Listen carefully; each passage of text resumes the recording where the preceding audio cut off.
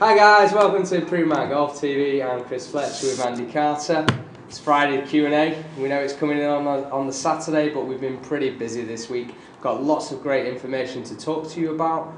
Also, just to quickly, if you're new to the Q&A, it's an idea is every week when we're uploading videos, write your comments, whether that's reviews or the vlogs or whatever we're doing. We'll on the Friday we'll go through the comments. And yeah, we'll have a good laugh, I guess. Yeah, I think there's been some good comments this week. To be fair, a lot of it some serious questions being asked, some rather funny comments. So we're gonna address as much as we possibly can today. To start with, this is a big one. John A. Core. I'll let you read that out. Okay, Andy, I'm a bit like Fletch with regards to new equipment, mainly because when I play with my pro and he uses my clubs and hits them distances with the accuracy I could only imagine. I realise it has more to do with his ability. Similarly, he achieves the same results with expensive clubs as well. I feel it is a better investment to put my money into lessons so that I can hit the ball half as good as he does, rather than spending thousands on equipment that has the negligible impact. Maybe when I hit crappy clubs, well, then it's time to buy new ones. Thoughts? Wow, that was a long one. Whew. Cheers, John. Not read that much since school. I agree. If your pro is still hitting your clubs just as good as he hits his own, then to be honest, your clubs probably aren't so old or so bad.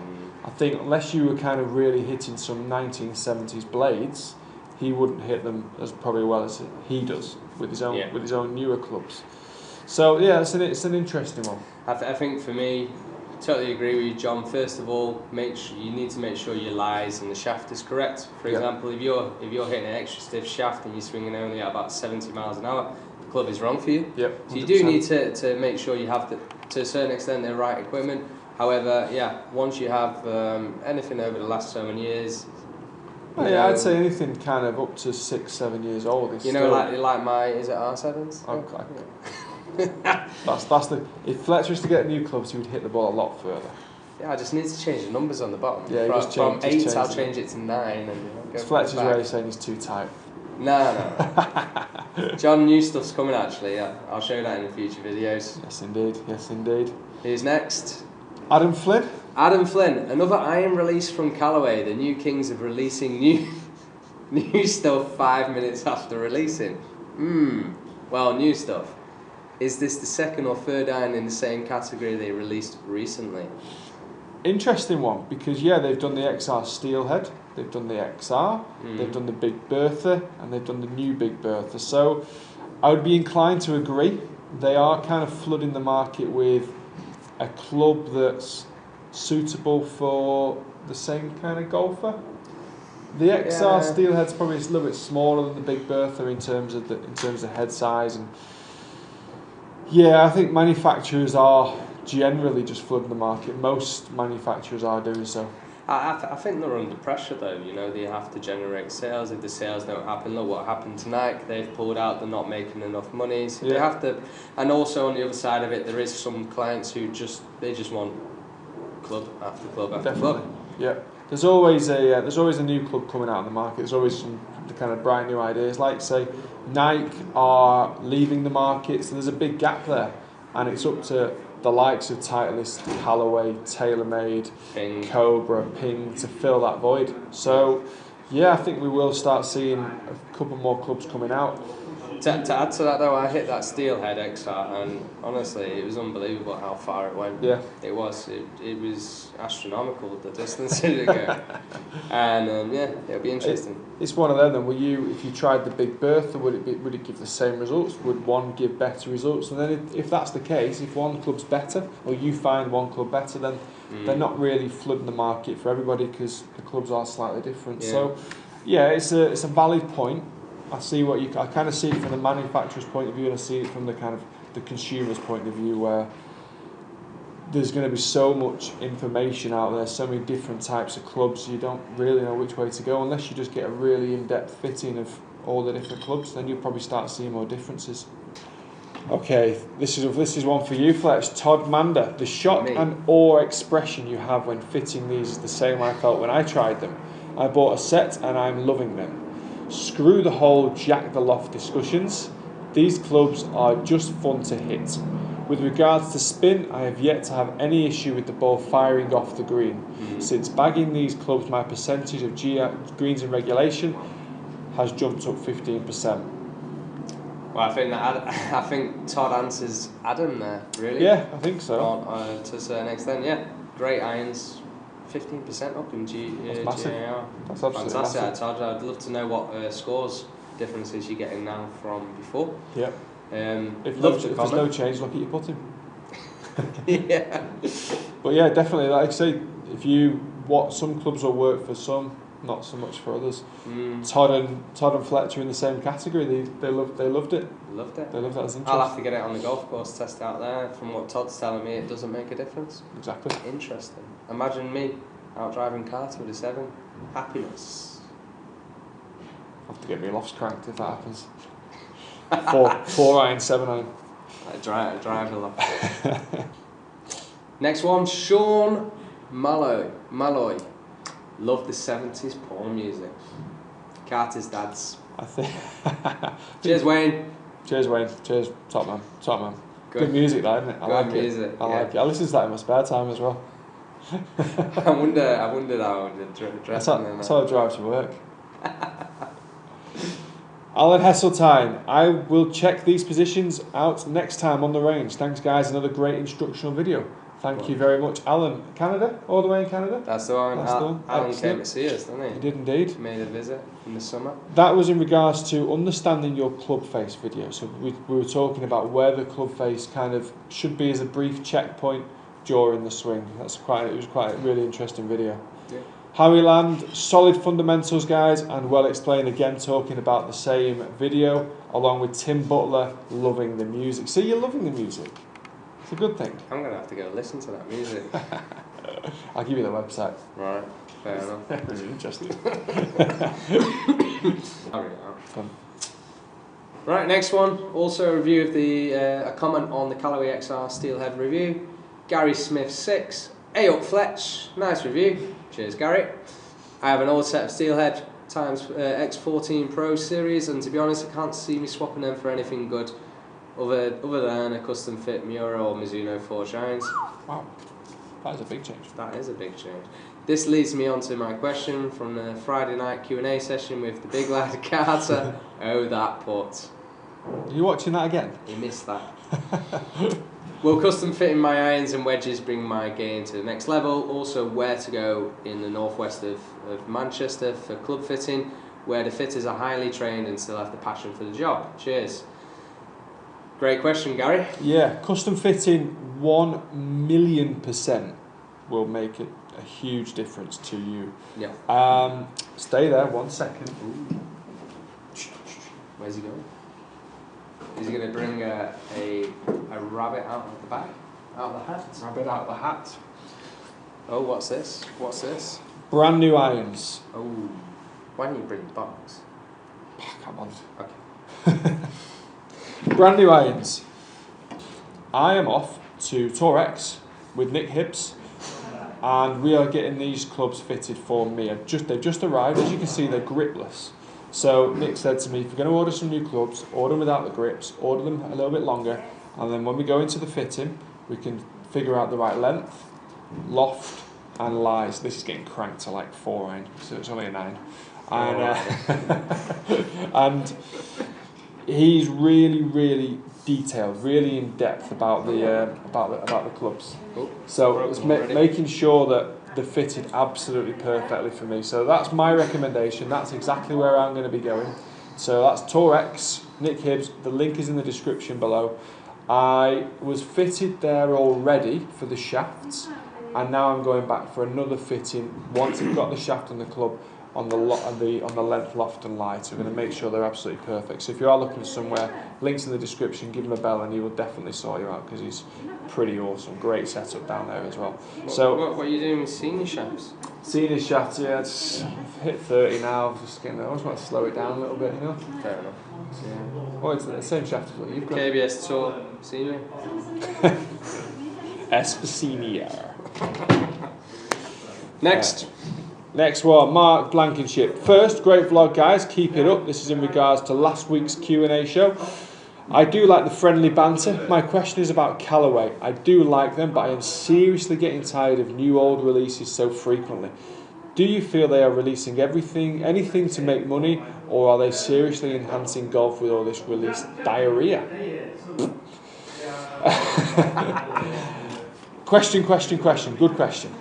We've kind of covered it a little bit briefly already, but they're enhancing it. I think genuinely, they're enhancing it. It's a lot better than what they brought out in the past. They are flooding the market. They are kind of filling the void. So yeah, they are flooding the market, but at the end of the day, you can go test it, and if you do see benefits, then that's it. If you like it, it's free to test. Of course it is. Places, so just go try it out. There's no harm in trying. It's a win-win there. They're bringing up new stuff for us to try. That's exciting.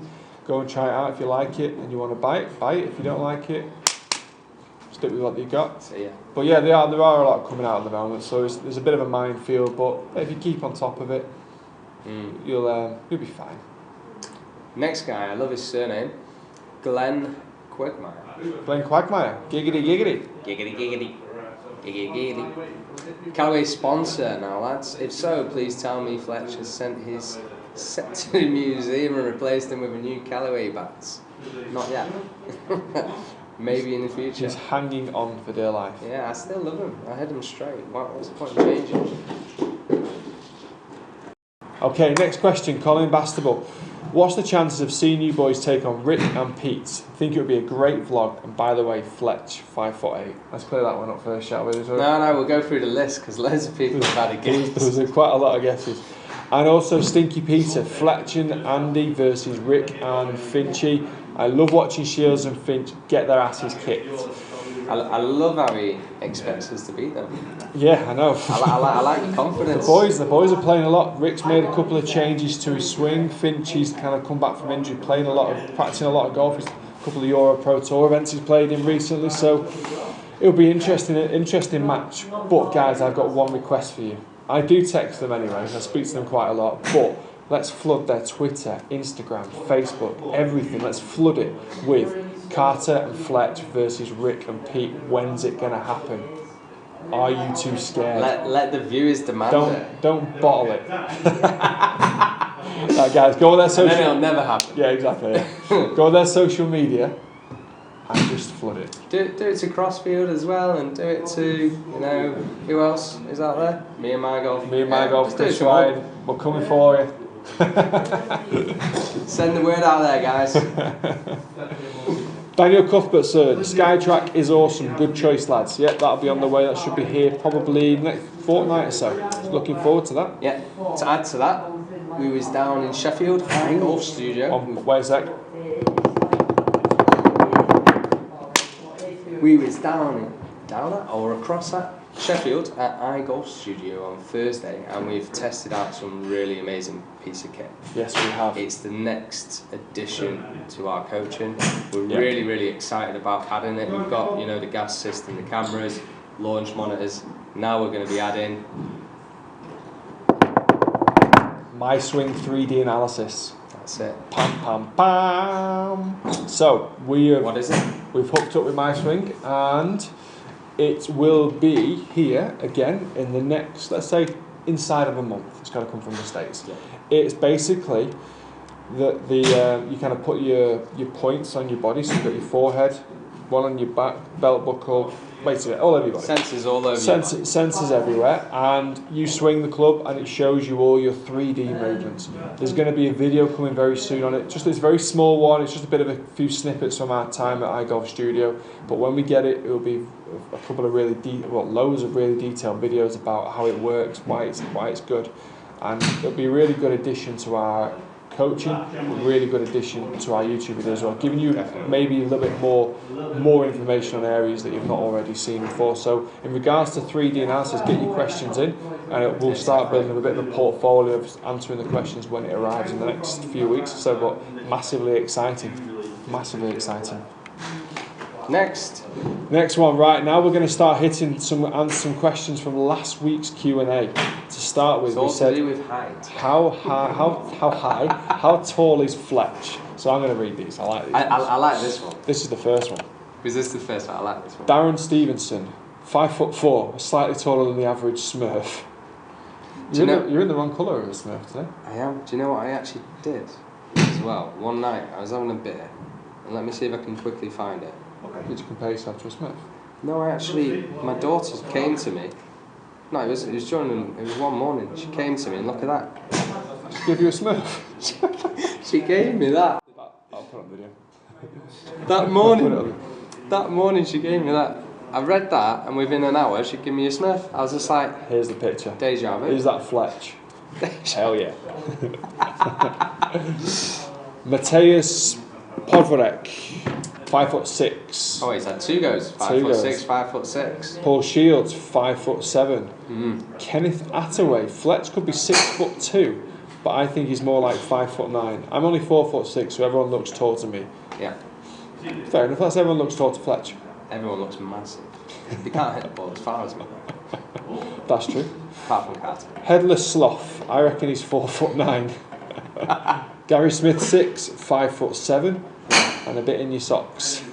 There's a lot in socks. Jason Askham, 5'7". So everyone's pretty much kind of. You're pretty close, guys. There or thereabouts. Dave Books, can't comment on how tall Fletch is, but I'm sure I've seen him painted blue wearing a white hat. Golf Geek, Fletch 5'7", maybe 6. We are Terranova, promise he's 6'2". Carter wears insoles. How high are we going here? Yeah. A lot of comments. Colin Bastable. 5'8". 5'8". Well done, Colin. When I last measured myself, that's what I was. I may have shrunk a bit. Getting older now, Old yeah. age, gravity. Be 5'6" in a couple of years as he starts to get older. I might have to stretch myself. PMBB. Hi guys, great show. You talked a lot of trackers, but how in comparison to tracking on the golf course like game golf? How do your stats differ out there compared to a controlled bay? Show us the numbers. So comparing our stats in the range to our stats on the golf course is, it's an interesting one to be fair. I don't think my stats on the golf course are quite as high as I'd like them to be, but I would feel like I'm more accurate here on the range. Pressure situations, bit of a fear factor on the golf course as well. Swing more within yourself on the golf course. Exactly. I've got I had a tournament yesterday, I've got an analysis coming out tomorrow, and that actually talks pretty much about what your question is there. So do check that out tomorrow. That'll be on the channel. I did. Good. That's what we like to hear. I got it round in 1 under, 6th overall. It was pretty poor, to be honest with you. I like that. I shot 1 under and I played 4. Played horrendous. We like to hear that. Played absolutely. Thumbs up to Carter, guys. We like that. It was quite a short golf course. It should have been better. But we'll cover that. The video's coming out tomorrow, so we'll cover any questions you've got on that in next week's Q&A. Okay, now Sullivan, how many hole-in-ones have you both had, and what handicap were you at ages 10, 15 and 20? Right, do you want to take this one first, and then I'll go? Yeah, hole-in-ones I've had 2, and I should actually check it out with Guinness Book of Records. I had 2 in 2 days. And then I've just gone on a bit of a cold run lately. 2 in 2 days is pretty impressive. The one was in Manchester Alliance, that was a competition. That's right, and the other one was with you, wasn't it? Was it you? Wasn't with me. I can't even remember who it was. It was with Dean and maybe Graham. One of them was a pitching wedge, 17th at debut, and the other one was at Warrington Golf Club where Carter's just recently played. Oh yeah? Which hole? Against Matt Fryer. Trying to think. You know how you have that narrow par 4, but you can drive, and then after it you have the par 3. Oh yeah. Oh yeah. That par 3. Yeah. Oh, good. Pitched it on just past the cup and boom, gets in. I've had 2 hole-in-ones as well. Have you? Yep. First one was weird. I'll tell you the story. I was on holiday in Ayia Napa for 10 days with the lads. So I was about 17. It was a bit heavy. So I came back. We landed in the morning to come back, and I just thought to myself, right, you know what? I need to go get some fresh air, clear my head. So I went out onto the golf course on my own. Was you on your own? I was on my own. Does that count? Yeah, it does. Did anyone else see? I had witnesses. Did you? Yeah, I had witnesses. So I hit this shot, caught it really heavy. It landed about 20 yards short of the green. No. Big bounce up on the 14th debut. Big bounce off the mound. Ran up the green, went in. And I was like, I was quite hungover, quite dazed. I was like, oh wow. I just turned around to the guys on the tee next to me. I went, guys, just had a hole in one. They went, yeah, well done. I was like, burst my bubble. Oh, that is. Just walked up. I feel really. Just good. kind of walked up and they took the ball up and I said, oh, great. I feel gutted for you. Mine. That was my first ever hole in one. Pull the shirt off, dive in the lake and everything. It was just all go. I was a little bit. bit. In the clubhouse? I was a little bit hungover. The guys next to me were kind of oldish. They weren't really interested. Right. It wasn't a great strike. It was a bit of a shame, really. Oh, Second one was awesome. Was it? What was it? Where was it? It was at the Island Golf Club. Right. Good golf On course. the 13th par 3, 202 or 205 yards. Flag at the front. Island, kind of an islandy green. I was playing with one of the lads off Europro Tour and one of the other pros and one of the scratch golfers. We went out 2 4-balls. We had a better ball singles match, €20 in for 9 holes. So that was my kind of third hole. Hole in one, went to 3 under. Boom, a 4-iron. Straight up. We were looking for the ball, couldn't find it. In the hole. And then she Boys, goes, love it. Give me your 20s. Give me your money. Show me the money. Hung on for dear life and won the money. Happy days. Handicaps is an interesting one. 10, I didn't have one. I wasn't playing golf. Same. I wasn't sure if you was or not. No, at 10 I didn't play golf. In my early years I played a lot of football. Same. Yep, same. I didn't get into golf till about fairly 12. Good standard.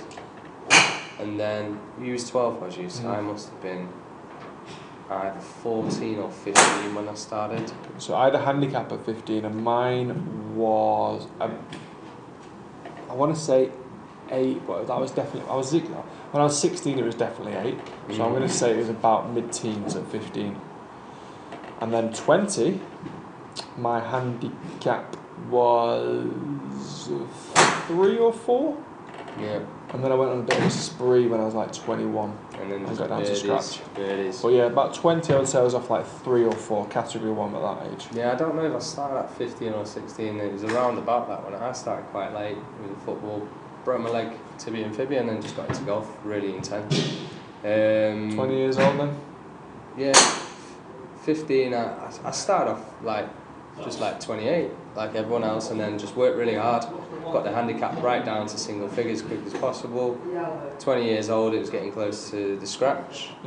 And then finished scratch, turned pro. And the rest is history.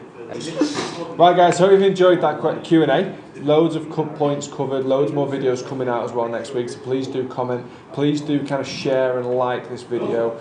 Massively important to us. We are trying to get our subscribers this year over 10,000, so with your help that'd be absolutely amazing. Follow us on our social media platforms where we've got Facebook, Instagram and Twitter, and for me and Fletch it's over and out. See you next time. See ya.